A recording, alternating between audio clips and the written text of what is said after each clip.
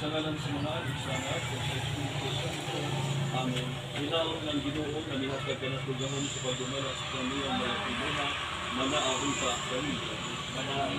Mga igsuon si Kristo diya sa iyang kinabuhi, tataw na ipadayag sa kadunggaman sa pagtrabaho, ang bunang tulong sa mga kinaagi siyang pagkatao, hindi isip sa kaanak sa panday, sa iyang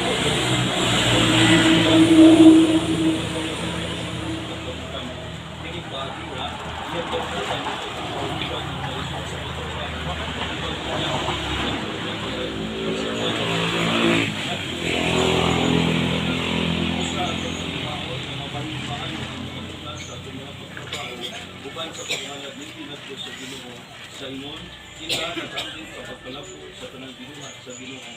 Ang atong pagtrabaho makatabang usab kanato diha sa pagkansay sa mga puhat sa gugma o sa pagtabang sa mga nanginahanglan aron hindi sa diha kay Kristo mula po sa kita diha sa gugma.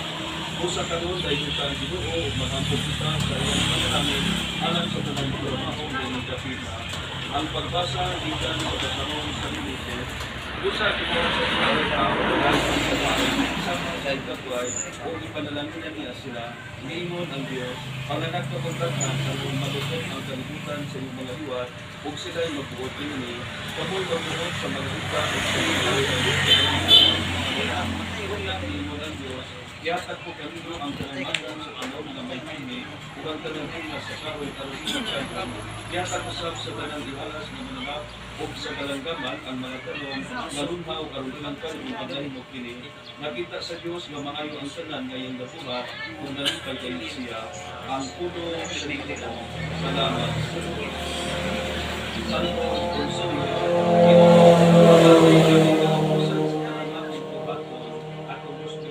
Ginoo, hatagi kami kalampusan sa tanan namong buhaton. So wala ko pa buhata ang kabukiran ug so wala pa nito ang kalibutan. Diyos ka na, walay sinudan o walay katapusan. Ginoo, hatagi kami kalampusan sa tanan namong buhaton. Isultihan mo ang mga tao sa pagbalibot mo sa lipunan.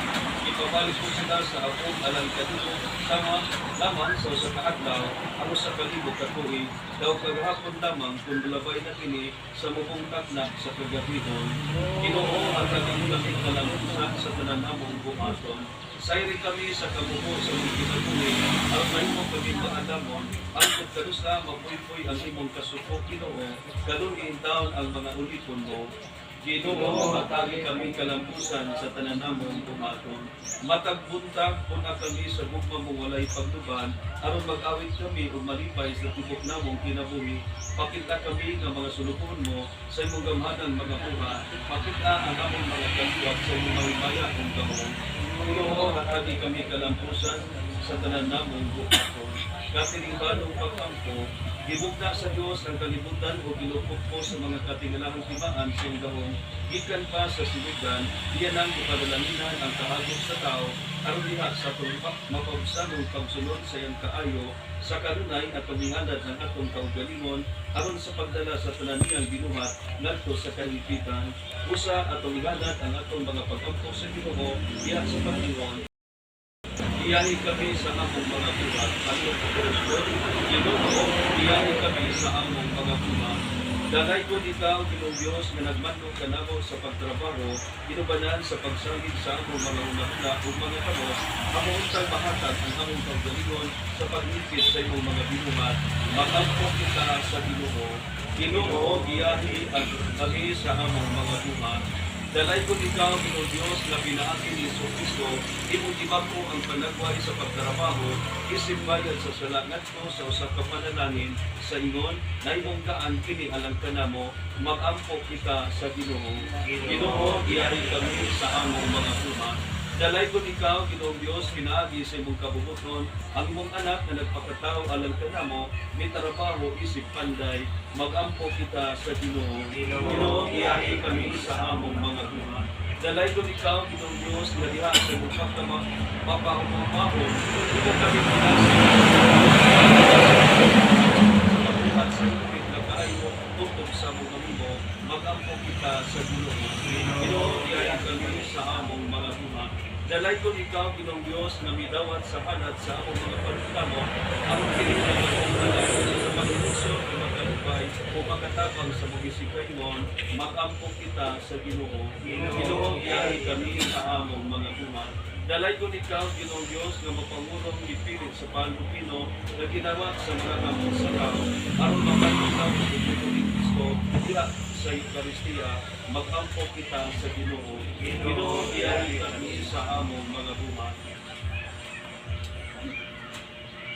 Pagampo sa panalangin, makagagahom nga mahali mo kami gitugyanan sa mapagahuma sa kalibutan, aron sa among pagtrabaho, kanibaso kami nga ang tanang katawan, makapanmuro sa tanang nito.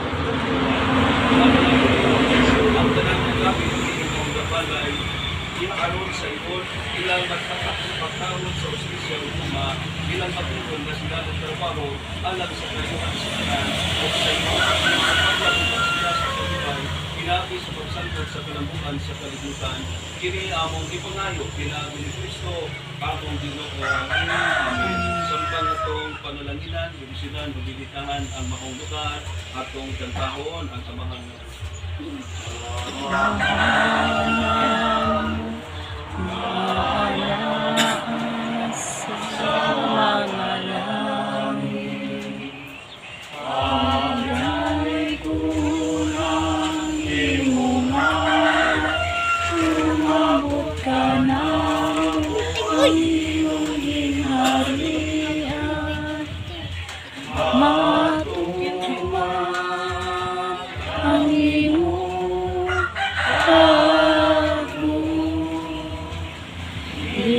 Sayuta maingon salam kanunan sa mata iyat ka na karon hanggang o pasayuwa kami sa Maimong nga nagpapasayo kami sa mga kapasalakan mo. Pili mo kami, tinugyan sa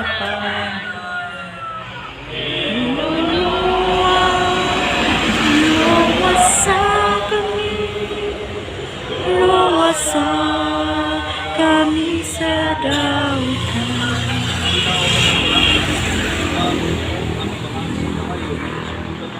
Sa pagsinapangay isip, mga managsuon, manalangin ng maong gambaday, uban sa presensya, o iyang inisinan ang talang muslod, ang Ginoo manang kanino, kung panalangin kayo ang Diyos nga makagagamon sa tanan, ang Amahan, ang Anak, ang Espiritu Santo.